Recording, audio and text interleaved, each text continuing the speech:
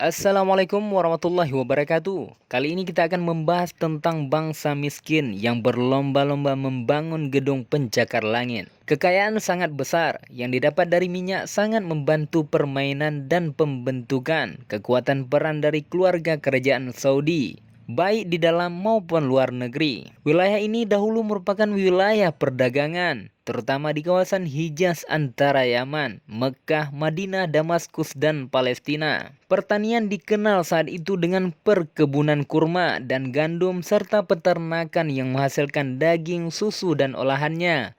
Pada saat sekarang digalakkan sistem pertanian terpadu untuk meningkatkan hasil-hasil pertanian. Perindustrian umumnya bertumpu pada sektor minyak bumi dan petrokimia, terutama setelah ditemukannya sumber-sumber minyak pada tanggal 3 Maret 1938.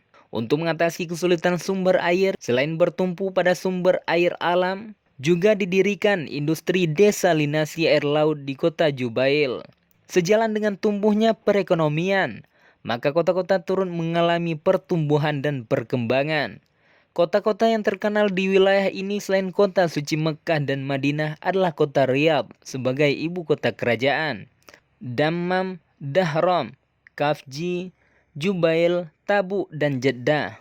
Berbicara tentang kondisi global Arab Saudi di akhir abad 19 dan awal abad 20, keadaan mereka sangat jauh berbeda dengan apa yang kita saksikan hari ini. Gambaran Rasulullah SAW tentang kondisi bangsa Arab yang hanya menggembala kambing dengan kondisi fisik yang tidak beralas kaki dan bertelanjang dada nyaris jarang terlihat.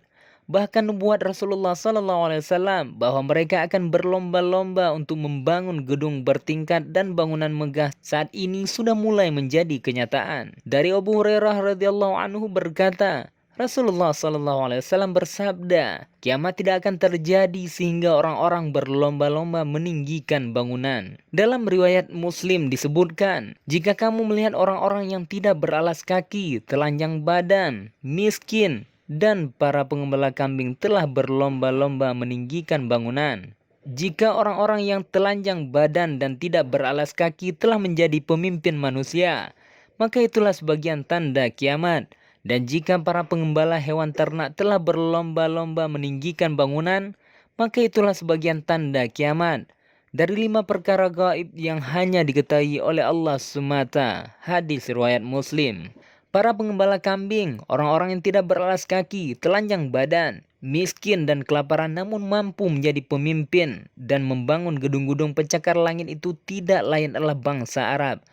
Hal itu sebagaimana yang disebutkan dalam hadis dari Ibnu Abbas radhiyallahu anhu bahwa Rasulullah SAW bersabda, jika kamu telah melihat para pengembala kambing berlomba-lomba meninggikan bangunan dan kamu telah melihat orang-orang yang tidak beralas kaki, kelaparan, dan miskin telah menjadi pemimpin-pemimpin masyarakat, maka itulah sebagian tanda kiamat. Sahabat Ibnu Abbas bertanya, wahai Rasulullah, siapakah para pengembala kambing yang tidak beralas kaki dan bertelanjang badan, kelaparan dan miskin itu?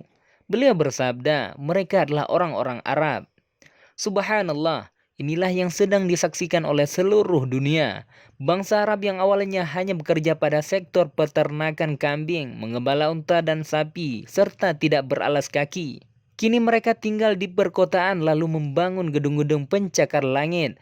Negeri Arab yang tadinya hanya padang pasir tandus kini telah berubah menjadi pusat peradaban dunia. Daerahnya banyak didirikan bangunan-bangunan tinggi, hotel-hotel mewah, kantor-kantor, dan lain sebagainya. Mereka hancurkan gunung-gunung batu dengan alat-alat berat, lalu mereka membuat bangunan-bangunan mewah di atasnya. Bahkan negeri gurun itu, beberapa wilayahnya kini menjadi daerah yang paling mahal harga tanahnya. Siapakah yang mendirikannya? Tentunya mereka adalah bangsa Arab yang telah dibukakan bagi mereka ladang-ladang minyak bumi, yang dengannya mereka tukar dengan peralatan-peralatan modern dan gedung-gedung pencakar langit. Kekayaan minyak bumi yang dimiliki oleh bangsa Arab itulah yang dijadikan modal bagi mereka untuk membangun peradaban modernnya. Rakyat Arab Saudi sebenarnya mampu bertahan hidup dengan susu dan kurma yang saat itu menjadi penghasilan utama penduduknya.